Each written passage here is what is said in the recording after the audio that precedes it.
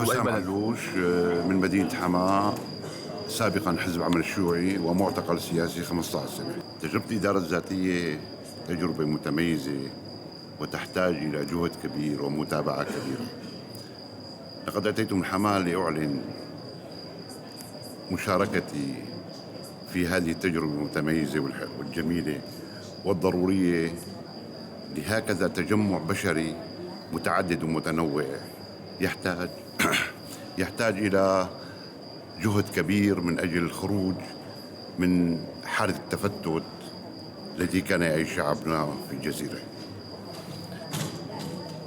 اليوم الإدارة الذاتية أصبحت حقيقة واقعة، ويجب علينا جميعا أن نحميها عبر أجهزة الدفاع الذاتية التي تقودها الإدارة الذاتية عبر وحدات حماية الشعب، عبر الأسايش، عبر وحدات حماية المرأة، وعبر منظمات الإدارة المحلية. البند الثالث في حماية وتطوير الإدارة الشعبية يتم عبر الصحافة والإعلام. دوركم رائد، دوركم أساسي في تفعيل وتطوير مؤسسات وآليات عمل الرقابة. ما زال هناك معوقات كبيرة، ما زال يحتاج إلى حوار. نحن اليوم في سوريا بحاجة إلى أولاً وقف الحرب، بحاجة ثانياً لنعمل سوية من أجل الحفاظ على وحدة سوريا، لأن مستقبلنا مع بعضنا هو قوتنا.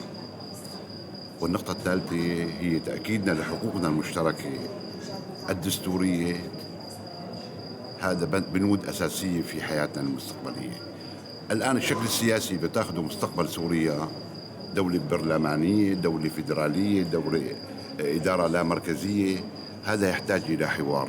لسنا وحدنا في الساحة السورية، هناك مكونات اجتماعية واقتصادية وسياسية وتاريخ مختلف يحتاج إلى حوار. عبر الحوار ممكن أن نتقاطع على رؤية مشتركة. المنطلق الأساسي وحدة سوريا، المنطلق الأساسي حقوقنا المشتركة، حقوق متساوية لكافة مكونات المجتمع السوري. الشكل السياسي يأتي ليحمي، ليجسد، هذا عليه خلاف، أما الأساسيات ما عليها خلاف. لن نختلف، ويجب أن لا نختلف في موضوع وقف الحرب، لن لا نختلف في التأكيد على وحدة سوريا أرضاً وشعباً، وأن لا نختلف على حقوق متساوية لكافة. ولكننا ممكن نختلف بالشكل السياسي. أنا أنحاز كحسام علوش كشيوعي سوري إلى شكل من اللامركزية عبر اتحادية فيدرالية أو أشكال تعطى موضوعيا.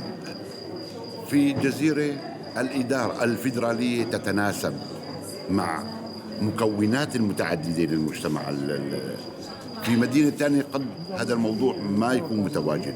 إذن نحن حوارنا الدائم والمتواصل القائم على احترام الرأي الآخر والتفاعل مع الرأي الآخر هو السبيل اللي بيوصلنا لحماية سوريا. نحن النظام السياسي هدفه الأساسي حماية سوريا، تفعيل الحياة السورية، إغناء سوريا، إعادة بناء سوريا. لا ننحاز، يعني أنا ماني متعصب للفيدرالية، أنا مؤمن فيها، ولكن إذا لم تتحقق ما معناتها بطل كل سوري، بطل بدي وحدة الشعب السوري. أساسنا وحدة الشعب السوري، حقوق متساوية، إعادة بناء مجتمعنا، ولكن بأسس جديدة عبر نموذجكم متقدم هو إدارة من تحت.